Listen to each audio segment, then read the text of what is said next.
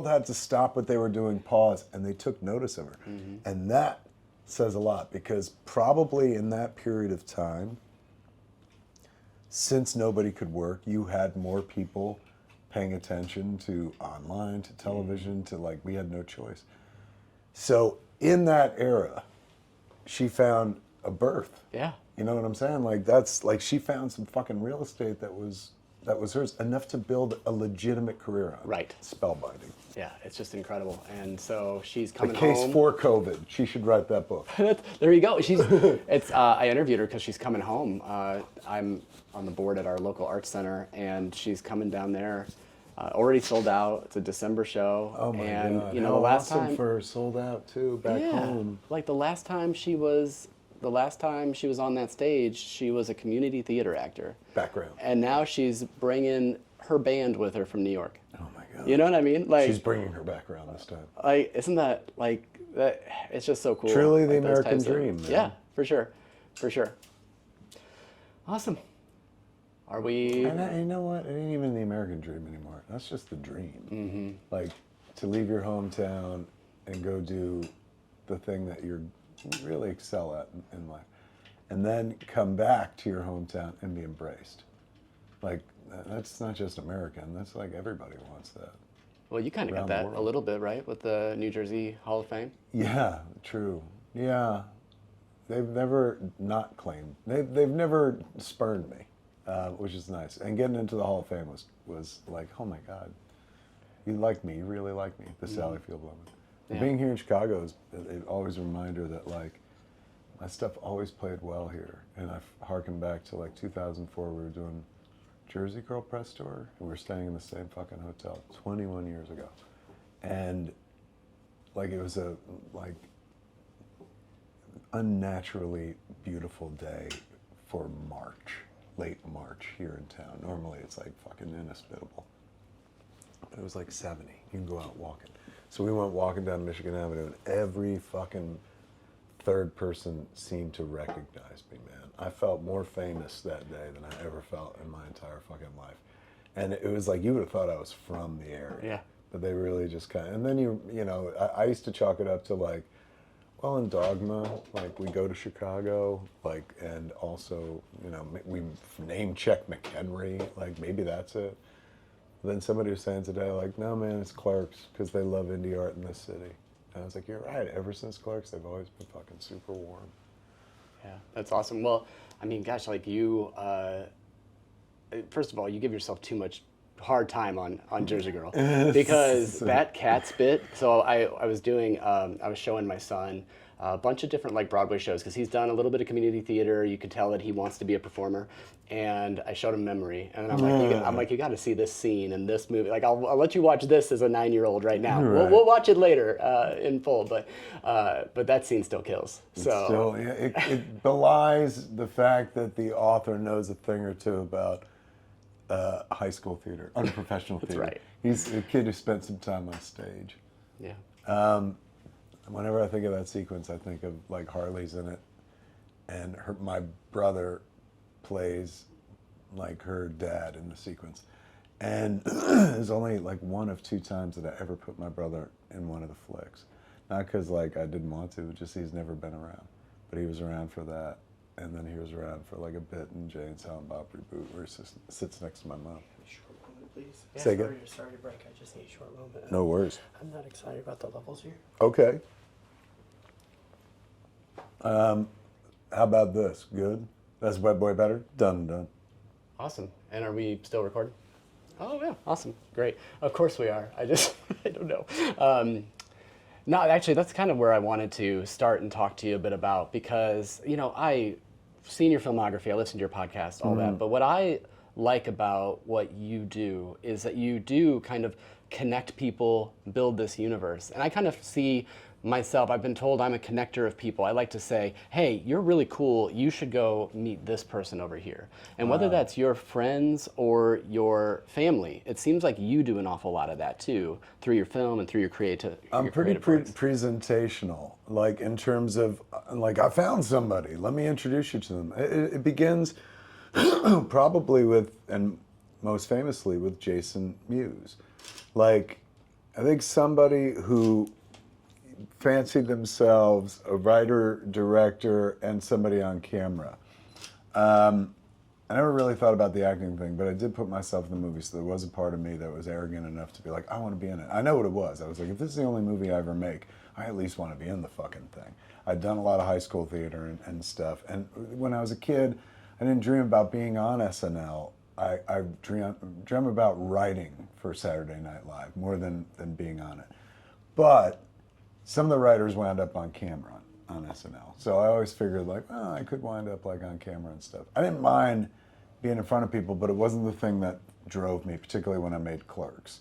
Having the art in front of people mattered. Me being in the art didn't matter as much. So much so that when I wrote Clerks, I wrote the role of Randall to play myself until we got close to production. Then I was like, I'm not an actor. I can't memorize all these lines. Gave it to Jeff Anderson, who admittedly also wasn't an actor, but was way better at doing it than I was, and defines the character to this day. And so I looked for something to just be in the thing. You know, if I'm going to spend all this money on credit cards, I at least want to be in it. So Silent Bob was a role that my friend Mike Bellicose, I intended for him to play. So I was like, hey man, do you mind if I take that? And he was like, no. He wound up in Clerks. He's the guy that says, Dante goes, 37, my girlfriend sucked 37 dicks. He goes, in a row? He's the in a row guy. So I took his role and I get to wind up in the movie. So that brings me to writing, directing, acting. Ask me the question again. I got so lost in my answer, I forgot the No, just that you connect, whether that be friends Connect. from Jersey, family. So of those three things, of being writer, director, actor, one would construe from that, hey man, he wants to be the star of the show. And they're, to some degree, correct. But if I realized the psychology was, if I truly wanted to be the star of the show, I never would have brought Jason Mewes into the mix. Because the moment you bring in Jason, you are acknowledging, ladies and gentlemen, let me show you somebody that I think is fascinating. And he was, like, if I think about the thesis of what you just put out there, he fits very well into that. I am happy to introduce people to people I think are talented. In my later work, like when I started podcasting in 2007, I would bring my friends that I thought were funny into it, even people that had never necessarily been front forward facing, so to speak. So it's one thing that I do a podcast with like Ralph Garman. We do Hollywood Babylon. He's on morning radio in K-Rock in Los Angeles. He's been on some TV shows and stuff. Like, he's used to being front and center. Pulling Scott Mosier, who was my producer on the early films, in as my podcast partner, introducing him to the world. Like, ladies and gentlemen, this guy is who I think is legit funny and interesting. And then, consequently, the Tell 'em Steve Dave guys, Brian Johnson, Walter Flanagan, and Brian Quinn, although I could argue that Brian Quinn, as an impractical joker, made his bones elsewhere before joining up with my boys. But they all knew each other because of me. Brian Quinn came to join us at View Askew in like the second or third year after like going to a bookstore and making noise about them not having a Mallrats book, and he sent me a tape of it, a cassette, and I was like, well, you're welcome to have a job here anytime. So he came to work with us. So even in the podcasting world, like in film, yes, like Jason Mewes is me going, hey man, check this guy out. Ben Affleck is another one. I didn't create Ben Affleck, and he was in Mallrats, but I loved who Ben was as a real person, and I was like, well, that's not Ben in the movies. You're always playing some big asshole bully and shit. And so the idea of making him a leading man, well, I think he believed in that first, long before any of us. But I think I might have been the second one to believe in the dream of Ben Affleck as the leading man, because that's where Chasing Amy kind of comes from. Mm-hmm. Me going like, he should fucking, why is he playing the asshole that spanks people? Like in Dazed and Confused, or the asshole that, you know, has sex with them in a very uncomfortable place in Mallrats. Like, he's witty, charming, urbane, good looking. He should be the leading man. Yeah. So that was me going, hey man, this is Ben Affleck. You know, so that was presentational as well. So in front of the camera or in film, I guess that tracks. In podcasting, that's all I did, was always pair up with people and be like, ladies and gentlemen, here's somebody I find very interesting. And podcasting was a medium that they didn't have to look good, you know what I'm saying? Or they didn't have to have visual talent. Lord knows I didn't. But they didn't have to be talented, so to speak. Like for movies, for me to introduce you to Ben Affleck, he has to be of use artistically, and he was a wonderful actor, and as we found out later on, a writer, director, and so forth and so on. But for me, I was like, check him out and stuff. On a podcast, you don't have to necessarily have talent. In fact, the wonderful thing about the medium is anybody could do it. You don't have to be somebody who looks good on camera or is talented at a thing, unless talent is knowing a lot about a subject matter that fuels your podcast, right? So at the end of the day, I could sit down with my wife and make a podcast because people will be like, that's interesting. They're married and that's what their marriage is like. I could sit down with Jason Mewes, who admittedly most people knew as the character Jay from the movies, but I got to sit down with the real version of him and introduce that guy to the rest of the world. Not just the version of Jason when he was 16 years old, that's kind of the character of Jay in the movies, but who Jason really is. And now Jason is like his own stand-up act and stuff. Who else I sit down with? Andy McElfresh. Even Mark and Mark Bernardin as well. Mark Vegan Bernardin Abattoir is coming back. Which one? Vegan Abattoir is coming And back. my kid. Yeah, naturally, when I lean into family, like clearly I have no problems with, nepotism whatsoever. But that's because I believe like when you're involved in arts, as you know, it's like it takes a lot of your time because it's not just if you're passionate about it, your passion takes a lot of your time. If you're lucky, your passion is your career, so guess what? It's going to take up most of your time. That leaves very little time for the personal life. I've always found it best over a 31-year career to mix my personal life with my business life. I don't have traditional friendships. Like basically, my love language is, let me pull you into this shit because this is all I'm ever involved in doing. And if we want to hang out, this is how it's going to happen. That's why I wind up podcasting with Mark Bernardin, with Ralph, with Andy McElfresh, with even my wife. Like, if you're going to spend so much time devoted to what you do and you're lucky enough to earn off of what you do, which means you're going to spend even more time doing it, where does that leave you time for you? Where does that leave you time for the personal? So I've always brought the personal into the professional. And like, Jennifer has been in the movies, but we podcasted hardcore together for like a good 5 years, like back in the days before nobody podcasted. Bringing in people and shining a light on them, going like, these are the people that I think are interesting to speak to. I guess that tracks. I guess you're right. I guess I have been kind of like, ladies and gentlemen, this. And I think that has a lot to do with being raised Catholic, right? Because you want to, not Catholic, true Christian, and not true Christian meaning I believe in Christ, but if you're going to call something Christian, I know there's a capital C and whatnot, and that covers a lot of religious ground, but just in comparing somebody to the works of Christ, I've always found myself leaning toward the Christian. And again, not, when you say it, it's controversial because people are like, I fucking hate Christians. Which is wild, right? I mean, but I know what you're saying. You're saying the kindness, the empathy, the connectedness. All the shit when you remove religion from the story of Jesus and just think about who he was. In that way, I'm Buddhist as well. You know what I'm saying? Like, I like everything Buddha stood for. I like everything Jesus stood for. And I try to be like these people and stuff. So in that way, I feel like the Christian nature of me is to not hoard it for myself. I carry the cross of trying to be front and center. I was raised Catholic, right? And the idea of like, hey, the show is me, should be on some level a dopey sin, man. But I got bit by the bug in the Catholic Church. I was an altar boy. That put me right front and center on the show. You know what I'm saying? I ain't the main character, but I was always on stage. So when I was a kid, I always thought I wanted to be a priest, and then I figured out, no, you just want to be on stage. You just like an audience. And that was like my earliest taste of audience and stuff. So being Christian, not big capital C Christian, but lowercase, wanting to share the wealth, so to speak, wanting to shine the light on others as has been shined on me, shitted on me as well. That was partially part of it. The other thing is, like, I'm a codependent people pleaser. I found that out when I went to the nut house, and I can't self-validate. That's why, thank God, I wound up in the entertainment business because, there's a bunch of strangers that are like, very good, and I'm so shallow that what I do is enough for me as long as people like it and stuff. But it also means a lot of your existence is predicated on how people feel about you. which in my line of work is difficult because the whole line of work is about what people feel about your art and stuff. And so there are people who are very good at divorcing themselves from people's interpretation of their art, i.e., I make it and I just put it out there and whatever people do with it, do with it. But naturally, I'm a human being.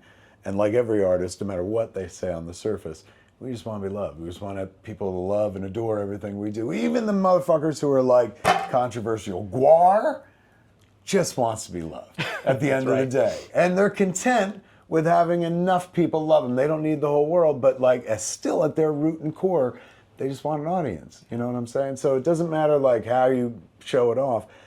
Every artist wants an audience. That being said, you like to keep the story going. Part of the way to keep the story going is by bringing in new characters all the time, right? And also for me, I'm like, if you like me, let me show you how I got to me. So I was able to bring in people who were influential and helped me become the person I became. So it's all part, and then later on I just became me for a living and stuff. So I think part of it was, you know, I couldn't handle, as much as I sought it, I couldn't handle a bunch of people being like, hey, you're good at this. I still can't to this day. I'll be the first person to be like, Kevin Smith movies, what are you, nuts? So much so that like, it's crazy. I just said to Jennifer yesterday, we were walking through Chicago and some dude, like, he was like, you! And I was like, hey man, and he didn't look like my demographic, like he was way younger too. And you know, he was like, oh my God, Jay and Silent Bob Strike Back when I was growing up.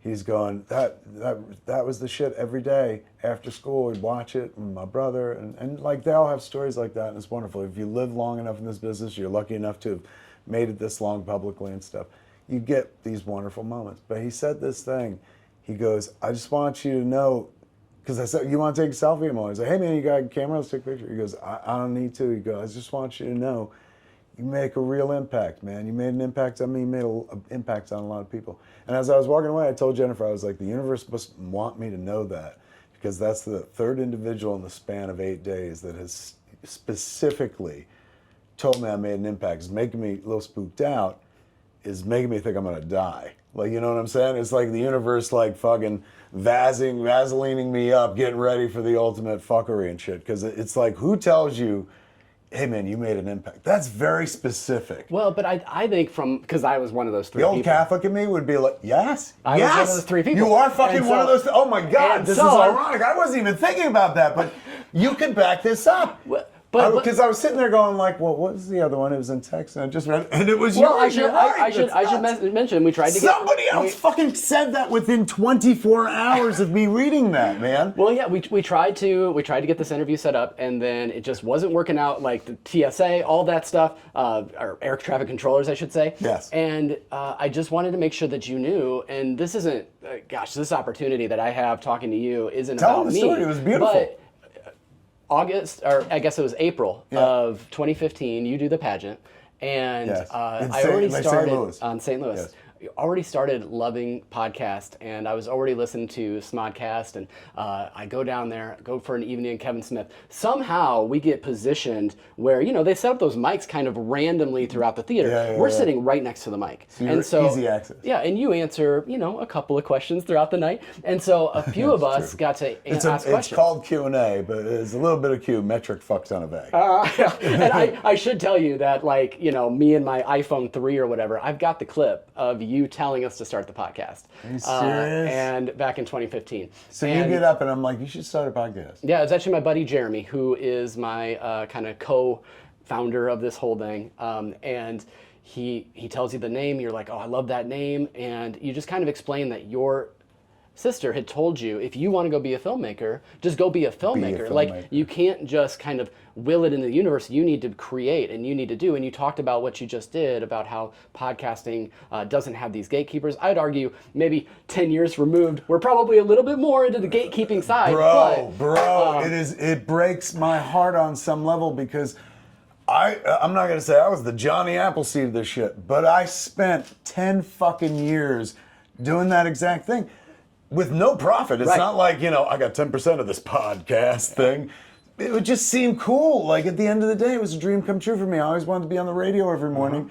suddenly I had the ability to be on the radio across the world, my own radio station, where I could bring in my friends and I could showcase and be like, this motherfucker's funny, this motherfucker's genius. We could talk about this, we could talk about this, we could talk about this. So spending all that time telling people, I love meeting people who are like, I heard and I did it and I'm on episode 500. I'm like, that's wonderful. But I had no idea we'd come to a world where it was going to be money, where there would be gatekeepers. Like, to show you what a difference it was, what year was that? That was 2015. And I started in 2007. So between 2007 and now it's 2025. So 18 years of podcasting. Now it's not the wild, wild west and it's not free. Sure. The Golden Globes are going to do an award this year. Did you know that?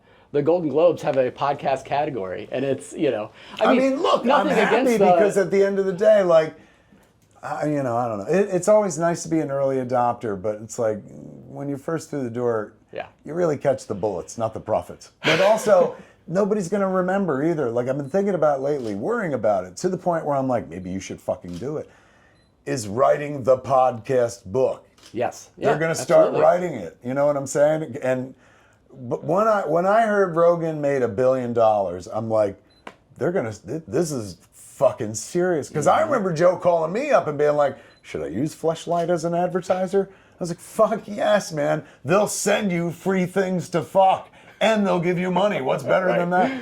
So hearing he's making $1 billion made me go, oddly enough, didn't make me jealous. It didn't make me go, I want $1 billion.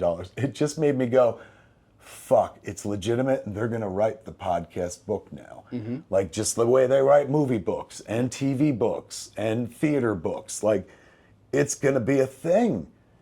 And now we're 18 years removed from when I recorded my first podcast before Joe, before Mark, who's now retiring, before Nerdist, which hasn't existed in a long time, before anybody, man, except for Louis Laporte, who was doing This Week in Tech. It's crazy that we live in a world where there are gatekeepers and there's going to be a fucking podcasting award. I'm glad that the medium has found all the attention it has, but they ain't going to remember me for that book, I'll tell you right now. Like, nobody's going to remember like the early work we put in and the track that we laid down. I think depends. I'm preparing for a future heartbreak when I open up one of these podcast books and I'm not even mentioned, where it's like, motherfucker, I was there. We laid the track. We built the trenches. I ain't taking the credit. Adam Curry went first. Adam Curry is literally the godfather of podcasting from MTV and stuff like that. But I'm, as an early adopter and as somebody who not only adopted and didn't keep it to himself and build an empire like some smarter cats, like instantly turned it into like, oh my God, we got our own radio station. This is fucking fun and shit. I think it depends though on who you say is we, because we leave that show. We start the show a month later. It's just a bunch of guys drinking beers, talking about a kind of average Avengers movie. Age of Ultron was the first movie we talked about, and then as the kids used to say. Mid, yeah. And then from there, we continue to do our work. We get on with our NPR affiliate. That opens so many opportunities for things that we were able to do. But one of the things, how'd that happen? I was never able to figure that out. But I mean, not even figured out. Like, I had no connections. It never occurred to me that I was like, why don't I get these fucking podcasts? I think because a lot of my shit, all we did was curse. Like, that was, oh my God, talk about freedom of speech. Like, that was one of the most attractive things about the medium. I wanted to be in radio more than anything else, man. Like, I loved radio because you could sit there and talk. But radio, I would have had to, as I do anytime I go guest on a radio spot, govern my tongue. Podcast was like, we could fucking say fuck. We could talk about this. Like, all that shit was great. But that's why it never occurred to me to be like, I should hook up with NPR. Well, now that would have meant. I mean, now you could do any number of, Sirius, all that stuff. That's true. But affiliates and shit. Now you can store yourself a bunch of places. It was so great because in that fridge, keep talking. In the fridge is a little red juice to the left-hand side, the slushy. Go ahead. You want something to drink? We got Celsius in there. Oh no, I'm good. Thank you. But in that moment, we start getting all these interviews, we do that, but also I should mention that as I mentioned, like to bring in people as well. So I'm bringing in friends. We're starting new shows. I've got this Disney show because I love that. Ended up falling in love with Ted was Lasso the over Disney COVID. show? It's called Beyond the Mouse. I was going to say, I know that you're a great dad because your daughter's a Disney adult. Oh my God. So, and I've thought about And, the bro, idea of you know reaching what out she to her. spends I'll all- tell you. Please do. And I was just like, She spends all her time watching, was it not half baked? What's it called? Baked goods or whatever the fuck. And was the ones Peter Sharetta. He used to do like a slash film in my world, but now him and his lady do. Ordinary Adventures. That's the Yeah. fucing one. And my kid lives and dies by that shit. I've never known. That's what she has I don't know playing what at the, all times. I don't know what the. I don't know what the ask is. That's not like, hey, I'm this creepy older guy that likes your dad. Can you talk Disney with me? You know what I mean? I think lead with Disney. Keep dad as use dad as the. I do know your dad that for legitimacy. Right. But you'll get her with fucking Disney. She can but- hold court. I am one to chastise, but I was like, man, like, why are you content to watch these motherfuckers walk around Disney World, Disneyland, when you've been in things, you could have your own. I'm walking around Disney. And she's like, I don't want to do what they do. She's like, this is my happy place. And she's wants to keep smarter it than separate. me. She wants to keep it separate. I, as previously mentioned, my love language is join me in this.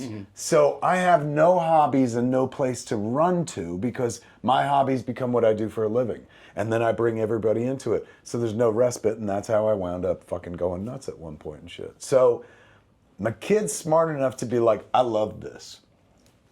I ain't gonna touch it. See, I see it happening in real time, like a fucking car crash I could stop. One of my favorite things in the world is Rocky and Bullwinkle. Yeah. And that was a safe space where I could go to that had nothing to do with what I do, and it's a cartoon that happened a long fucking time ago, and it gives me great comfort, and I loved it before I was the guy who does this shit today. But recently I got in the Rocky and Bullwinkle business with the Ward family, which is like, how could I pass that opportunity? But at the same time, I could already see it. It's like, now it's becoming your job. You're going to have no place to go to. Like, that is the place you run to. I was in, it was the beginning of this year. It was before we did the Dogma tour.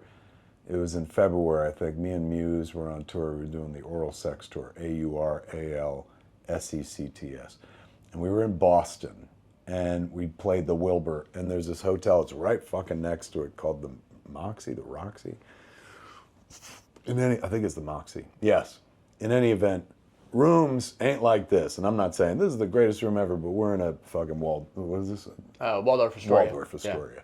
Pretty, fucking, the name alone smells like money and shit. So, you're going to get something pretty decent and stuff. But we're in, where were we? Fuck, I got lost in this Boston? room. Moxie. This fucking hotel room, no bullshit, is a cement brick. It felt like a cell. And it was small in terms of one of those utilitarian places, which no complaints, I've been in those before, but it being concrete and that small felt very cell-like. And I was doom scrolling. So I'm going through the news going like, oh God, no. And this is February when it all started, when the floodgates started bursting and they started flooding the zone. So I couldn't stop. I pivoted, because I was like, look, for a guy who's been fucking, locked up, this is completely unhealthy. So I pivoted to like Rocky and Bullwinkle. And that was a safe space. And it made me disconnect. It also made me feel comfortable because I'm like, I'm not going to say everything we dealt with or dealing with now they dealt with then, but it's crazy how it echoes exactly what's happening in our culture today, which gives me some degree of comfort going, look, the world held together from 1959 to 1964. And if they're still talking about the same shit, maybe my world will hold together even though we're being tested in ways that they weren't even tested back then. But they were under looming threat of a nuclear bomb. You could make the argument that they did maybe have it tougher and stuff. So giving that up to be professionally attached to it, again, for a longtime fan, is a dream come true. But it's also negotiating with like, that is one less place you're going to go to. So when I'm doom scrolling and I need to pivot and get the fuck out and save myself, that's no buoy that I can cling to because that's going to represent work as well. Yeah. So it's crazy what artists have to trade off on and the things, particularly if you're an artist that's making things. Like, I wish I was an artist that interpreted other art. You know what I'm saying? Like it seems like a dangerous place to be in the head, but more safe space. Like I've acted. It's hard to say I've acted in films. I've been in movies. I've never really acted. I've been in other people's movies where I've been billed as an actor.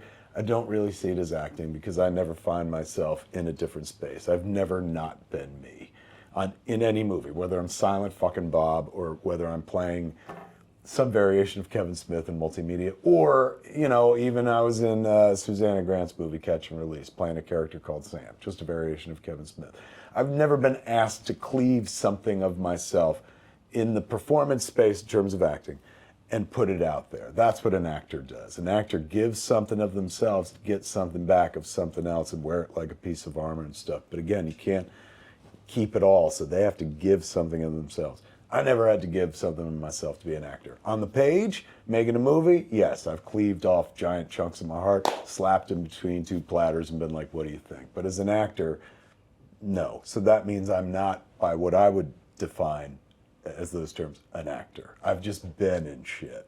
That being said, I've introduced a lot of fine actors to the world. You've got this way about you of Brother, I mean, do you hear how much editorializing I have to do to be me? Like, imagine how fucking painful it is to go through that many Rube Goldbergian filters to be like, I'll take this much credit. That's why I thought it was important. You know, I didn't know if I'd get a chance to chat with you, and I had this extraordinary opportunity to have a direct line to you, right? And so I let you know about my brother. And so Scott... Which, do they know? Yes. So for the new kids, Stan Lee said everybody's comic book, every comic book is somebody's first comic book. Mm-hmm. So let's imagine we got people joining us who've never been here before. Tell them. Yeah, absolutely. So my brother comes on to the podcast, much like you. I like to collect kind of, hey, you know, you've got an interesting thing. Let's take this movie reviews and let's make it into a network. Let's do different shows. And so Scott came on board really pretty early into the process, and he started doing his own shows. He did Zone-isodes about Twilight Zone. I was going to say about the Twilight Zone? Yep, he did. Did he do both, or just Rod Serling Classic? He made it about halfway through the Rod Serling Classic because he leapt on to a different project. What was a different project? Grey 17, which is a Babylon 5 podcast. You know, he's such that's the beauty of podcasting that doesn't really exist so much anymore. The notion of, you know, he's like, I'm done. Like me and my friend Matt had Talk Salad and Scrambled Eggs, which was the Frasier podcast, and the intent was we're going to give a commentary track nobody asked for every single episode of Frasier. I think we got to season 2. Mm-hmm. The beauty of old podcasting is you could start a thing and let it go, particularly if you were picking up something else and you're like, oh, I know a lot about this. What smart podcasters do now is have a podcast where they could talk about all of these things. Yes. Twilight Zone and this and this. So it makes sense to, and now they did make it all the way through Babylon 5, and then did they? Well, I guess there are way less episodes. Right, and he had started a DS9 podcast, but he, 41 years old, and he had a stroke last year, and so I wake up one morning, and a week before his birthday, he's gone. And so dealing with that, the fact that, you know, my first friend as a brother, you know, and that's someone that's with me all along. But then I came to realize, older, 3 years older. So also a protector. Yeah, absolutely. You know what I'm saying? Like, not just the friend. I have my brother 4 years older to the day. I was born on his birthday. That was the worst birthday gift a 4-year-old ever got. But we've shared birthdays ever since, and he was my first audience. Yeah. The first person that, like, if I said something and he laughed, and, you know, he's one of the best audience people you could have for anything, especially if it's comedy. When he laughs as if like he's not gonna be able to, like his heart attack, he's about to explode. He goes red, he loses oxygen. So having a brother in your corner is everything. I just saw, did you see that trailer for Twinless? No. So there's this movie called Twinless, I think it is, and it's got Dylan O'Brien, the boy who was in the Wolf TV show back in the day. Really great actor kid. But the premise is, his twin passes, and he goes to a twin support group where all of their twins have passed, and he becomes friends with somebody who has also lost his twin. And sort of becomes a new twin? That caught me, because in a way of like, you know, we've seen, the older one gets, you get to a place where the thing that catches your attention is, I've never seen that story. Yeah. And as a writer, you're like, fuck. Like, that was always laying there. Like, but of course I didn't, because I didn't have a twin, but I did have a brother. But back to your brother. Well, I was just saying that Scott, I came to realize as I'm kind of preparing Celebration of Life, doing all of that stuff, that he told me all the time, you should jump on this podcast with me, you should review Babylon 5 with me. And for whatever reason, I just never even really got into the series. So I said this in his eulogy. I said, the fact that he traveled down the road to podcasting, now at some point in my life, when I need it, I've got fresh content. Like, I've got stuff my brother said that I've never heard that I can go back and listen to. Oh my God, you're gonna make me cry. That's so that's why when you say, like, they will not, or we will not, or whatever, will not remember you for podcasting, people will remember you for podcasting, because those moments, and I mean, yes, we could have started the show, but it's the inspiration that you provide. I'm just one example. It's the inspiration that you provide to thousands of people out there to just say, if you're going to be a podcaster, go be a podcaster. And then that ripple effect of now, 5 years from now, Kevin, when I'll never have that feeling like I don't remember my brother's voice. Right. And you are at least partially a factor I'm for that. moving in there. Mm-hmm. It's like the people who are like, we went on our first date to see Clerks and now we're married. Like, you're in somebody, the DNA of somebody's relationship and whatnot. And more importantly, the DNA of their art. Because I've always figured, like, why me? Again, going back to, I guess this is more Catholic than lowercase c Christian. Like, why me? Why do I deserve this sort of attention? So part of me is the youngest of three who was used to parental attention or, the baby of the family type attention. That felt good enough to pursue for the rest of my life. But chances of being at the center of attention of the thing that you aim to be the center of attention at, to be considered the thing you say you are before the rest of the world has to acknowledge it. That's I don't know. I don't understand how I got there, considering anything less than I think Catholicism is at its root. There's a cross to be carried. Well, I'm glad that we get to have this conversation, and I'm so glad for the opportunity, because I feel like I've had the chance to talk to you twice before over Zoom, junket for a 4:30 movie, and then when you were going to come to St. Louis, and then also you brought me on stage. I was part of the read-along during Jay and Silent Bob in St. Louis. Do you remember the guy with the clown face? Yes. That date that there was somebody with a clown face. I gave a terrible Ben Affleck impersonation. That was me. So were you on stage this whole time? Yeah, I was right next to you. Doing Holden. Yes.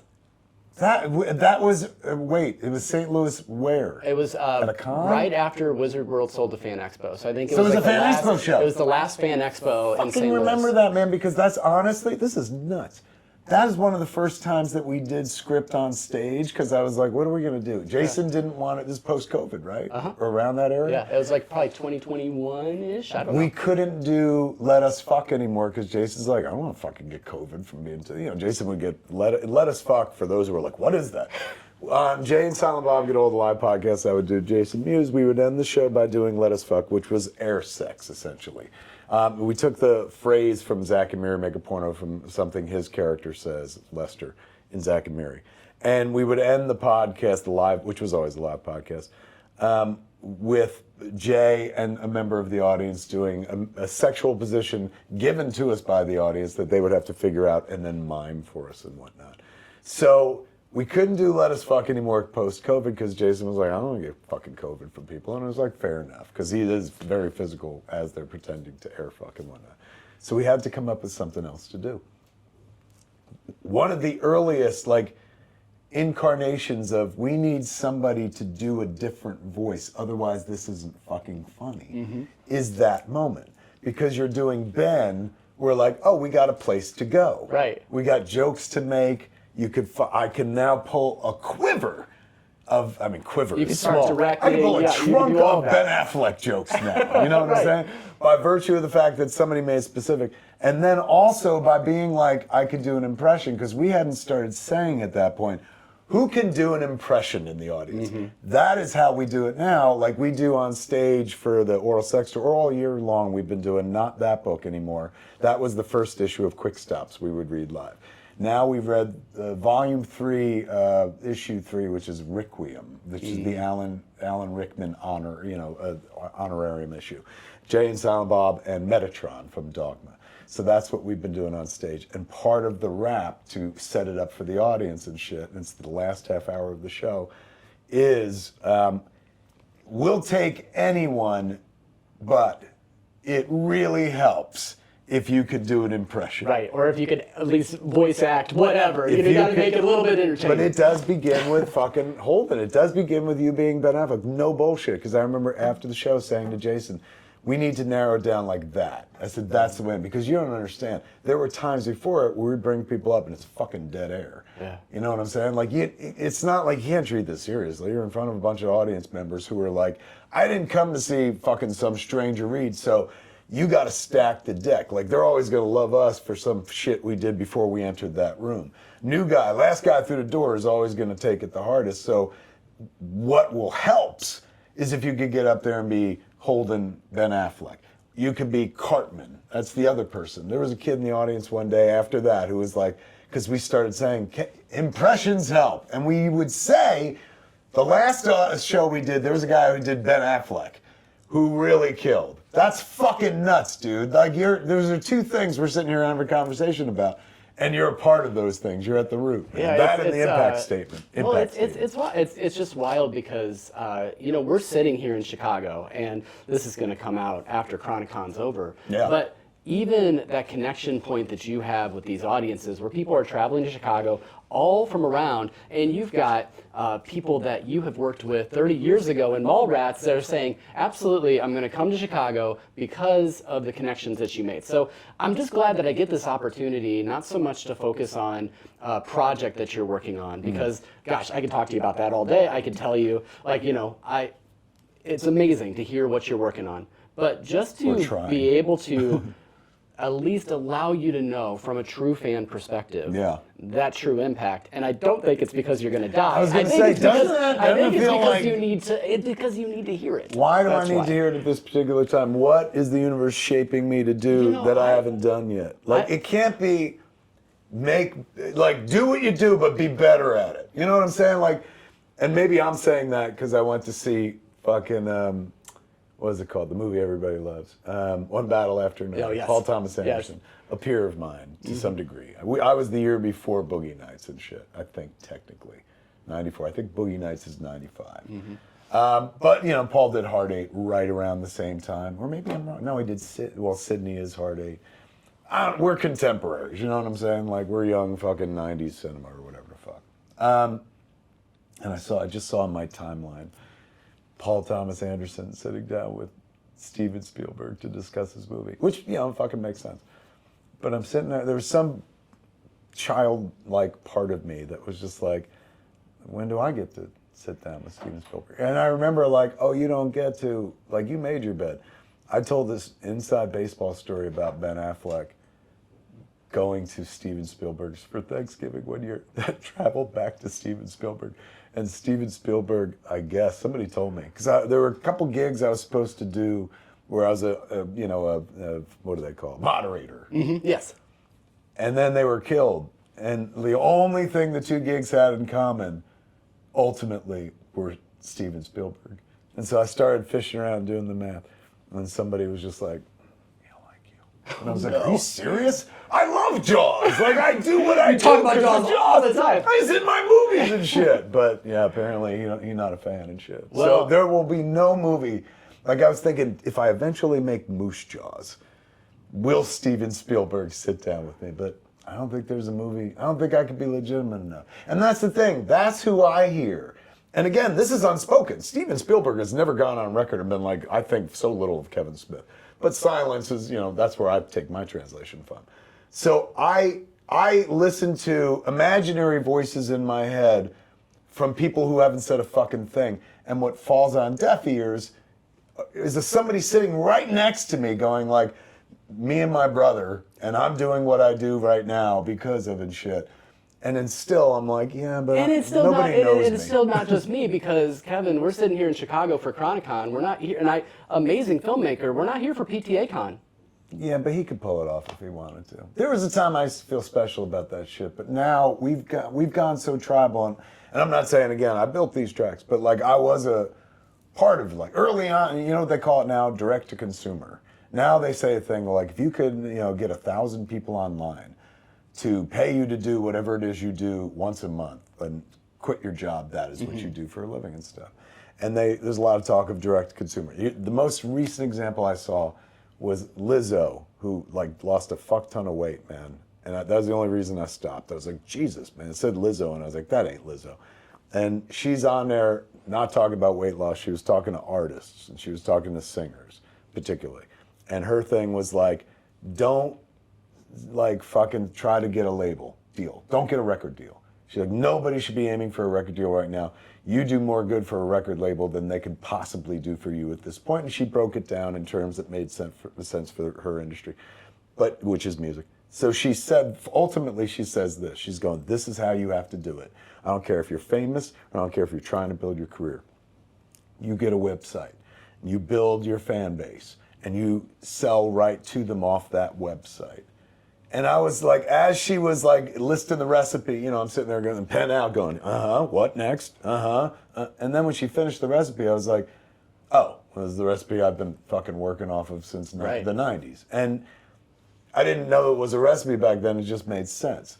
Like now, the thing that seems to make sense or has come to make sense to most artists over the course of, let's say, the last decade, perhaps 15 years, is you don't need a gatekeeper, a cipher between you and the audience. And that was something that early on I embraced by embracing the internet, like back when, in 95, when we opened up BSQ.com, by having fan-generated events like Vulgarthon, like in the Red Bank area and stuff. And it ultimately leading to us being able to do a second year of Chronicon, like far from New Jersey, like in the wilds of Illinois and stuff. And that has been just they call it engagement. It just never made sense not to fucking deal with the people who bought tickets. Like, that's why I got online in the first place. The idea that I could communicate directly with whoever bought a ticket to go see Clerks at the fucking Laemmle in Los Angeles or the Angelica on, in fucking New York on a Friday night versus whatever else they could have seen that was out at the time and shit. Forrest Gump for the third time or whatever the fuck. Why they chose that movie, that fascinated me. Yeah. Like why else are we doing this shit if not for a reaction? Mm-hmm. And to hear the reaction of a real person, like to me, it's not like critics were unreal, but critics saw it for free. You know what I'm saying? So it's like they're not putting money down. So shouldn't I, as the artist, be far more interested in the person that's just like, I had, then let's say $6 in 1994. I have $6 to spend on a fucking movie. I'm choosing yours. Like, that person's gonna get my ear, my loyalty, my investment of time. And also investing the time was beautiful because it wasn't like, oh, this is hardship. There's a bunch of people investing their time by telling you how fucking on the money you were and how something you did meant the world to them. Yeah. And that has only grown over time, man. Like in terms of like the ardency of the small pool of people. The pool has never gotten worldwide. You know what I'm saying? Like as I grew up on the East Coast in New Jersey, we looked out at the Atlantic Ocean every day. I will never have the Atlantic Ocean nor Pacific Ocean. But I have had a Great Lake full of success. That's you know right. what I'm saying? An audience, Great Lake. And if you stand here on this balcony and look out at the Great Lake, you cannot see the other side. The horizon is all water. Mm-hmm. And so at that point, what's the fucking difference? It's only what you can behold. And what I behold looks like the fucking ocean to me. And if that's enough, if that's filled with people that want to support my art, and it goes no further than that, once the horizon drops off, it becomes like an empty, vast stadium and shit, so be it. But what I can see in this lifetime is enough to make me feel sated. Like I don't yearn for more. I'm not, it's not like I'm not ambitious, but you don't see me out there swinging for Oscars and shit because I'm like, this has always been enough. And yes, the pool shrinks now, I would honestly say not because of the quality of work, Because in the midst of, most people be like, come on, man, the first 10 years were the best. And it'd be like, look, first 10 years is what everyone holds dear and near to their hearts because money was invested in that career. Fucking Disney dollars advertised those movies and shit. But then, I could argue, hey, man, the last 10 years, last 15 years of my career have been far more artistic than the first fucking 10 years or whatever the fuck. But why argue at all? But the fact that it's still going on and the fact that any of the new work generates any new bodies coming through the door. And thankfully, something like Tusk did. Tusk, which feels like a failure in the moment, just like Mallrats felt like a failure in the moment, turns out to be the bridge for a bunch of people who aren't going to fuck with Old Man Jay and Silent Bob. Like, I walked into a fucking weed store, and this is out in Santa Clarita, out in Los Angeles. Not Los Angeles, but California. So I go into this weed store, and there's a dude behind the counter who's like my age, maybe 10 years, 15 years younger, but within striking distance. He's like, oh my God. He's going, this is fucking nuts. You're here. I can't believe I get to deal weed to Silent Bob. It's going to be fucking crazy and shit. So girl comes out from the back, and he's like, do you fucking see who this is? And she's like, who is it? And she's younger. She looks like she's in her early 20s. She's like, who is it? And he's like, Silent Bob, man. Just nothing whatsoever, man. He goes, you don't know Jay and Silent Bob? She goes, no. And he turns to me and he goes, watch this. This guy directed Tusk, and she lit up like Christmas. Wow. And she was like, fucking Tusk. Oh, I fuck with that movie so hard. That movie's insane. I lost so many friends over that movie and shit like that. So it's oddly enough like the things in the moment which like the culture tells you didn't work or that you get chastised for. Mallrats, Jersey Girl, Tusk, are the things that bring more people into the congregation later on, oddly enough. It's not the intent, it's not the way you would hope things would flow. You always hope everything's embraced in the moment it happens. But I've had a kind of career where shit gets embraced later on. Like Mallrats theatrically is a tank, but Mallrats on home video becomes like a cult classic, man. We got rescued by a secondary market.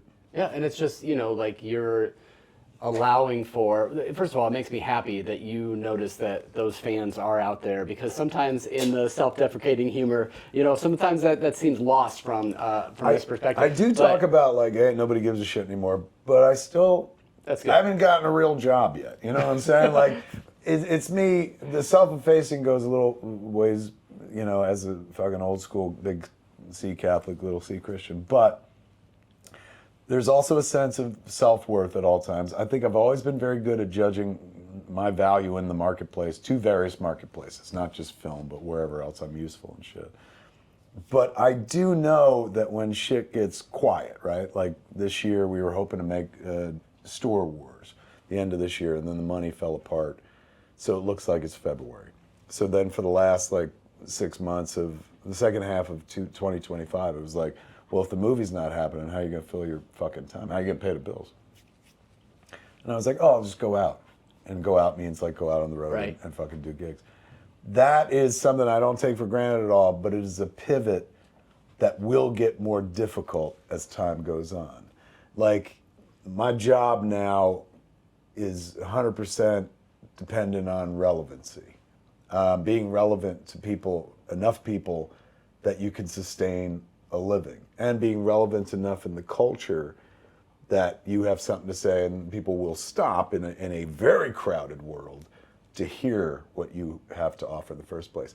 But a large degree of what I do now, or a large degree of what I am now, is nostalgia act. Yeah. A lot of it is predicated on, I saw a thing that you did, man, during a time that was this in my life and stuff. And so I'm always pretty good at judging that. That being said,